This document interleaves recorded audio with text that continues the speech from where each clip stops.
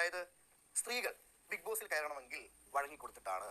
ഞാനത് ചോദിക്കാൻ കാരണം ആ അഖിൽമാരാർ ആ പേര് വെളിപ്പെടുത്തുകയായിരുന്നെങ്കിൽ കുഴപ്പമില്ലായിരുന്നു. ഇത് സ്ത്രീകൾ എന്ന് പറയുമ്പോൾ ശരണി ഉൾപ്പെടെയുള്ളവർ അതിൽ പങ്കാളികളല്ലേ?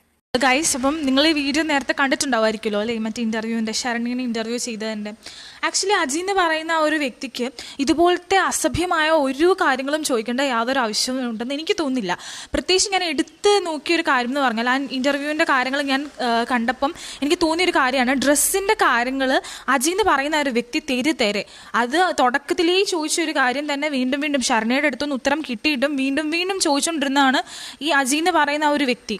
ഡ്രസ്സിൻ്റെ വീണ്ടും വീണ്ടും അസഭ്യമായി എന്തിനാ വെറുതെ ഇങ്ങനെ എടുത്തിടുന്നത്? പുള്ളിക്കാരിക്ക് പറയാനുള്ള ഒരു റിപ്ലൈ പുള്ളിക്കാരി തന്നു കഴിഞ്ഞു, പിന്നെ എന്തിനു ചോദിക്കുന്നു? പിന്നെ ബിഗ് ബോസിനകത്ത് വഴങ്ങി കൊടുത്തിട്ടാണ് സ്ത്രീകൾ കയറുന്നതെന്നുള്ള ഒരു കമൻറ്റ് അതിൽ അഖിൽമാരാർ പറഞ്ഞു എന്ന് പറഞ്ഞത് കൊണ്ട് ചോദിക്കേണ്ട യാതൊരു ആവശ്യമില്ല.